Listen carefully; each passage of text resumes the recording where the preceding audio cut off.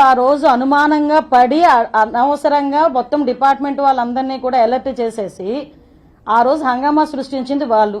కంటైనర్లోని ఈ రోజు మీకు మీ దగ్గరకు వచ్చిన తర్వాత ఒక పౌడర్ ఇచ్చామనుకోండి, అది ఏ పౌడర్ అని ఇన్వెస్టిగేషన్ చేయడానికి టైం పడుతుంది. అప్పుడు అందరూ కూడా మీరే కాదు, డిపార్ట్మెంట్లో ఉన్న కస్టమ్స్ ఆఫీసర్స్ కూడా మీరందరూ కూడా వెళ్ళారు. అప్పుడు కస్టమ్స్ ఆఫీసర్స్ కూడా ఇది డ్రగ్ అనుకుంటామని చెప్పేసి ఆ రోజు చెప్పారు. ఈరోజు దాని మీద సిబిఐ ఎంక్వైరీ చేసి మేమేం దాన్ని దాయలేదే.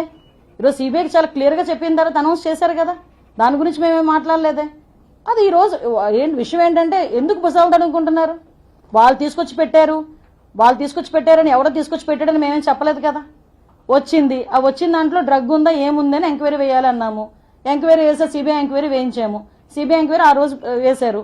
సిబిఐ ఎంక్వైరీలో తేలింది, అయిపోయింది అక్కడతో. మంచిదే కదా.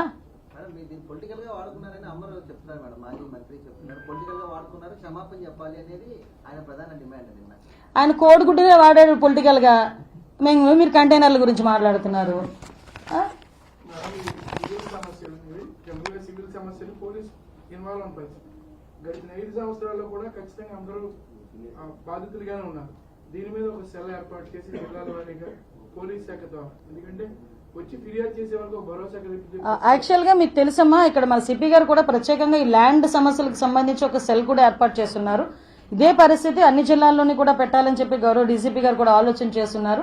మీకు అందరికీ కూడా ఒకటే క్లియర్ గా చెప్తున్నానండి, లాస్ట్ వైజాగ్ జిల్లాలో ఎక్కడ భూ ఆక్రమణ జరిగినా ఏదైనా జరిగినా అందులోని వైఎస్ఆర్సీపీ వాళ్ళ పాత్ర చాలా ఎక్కువ ఉంది.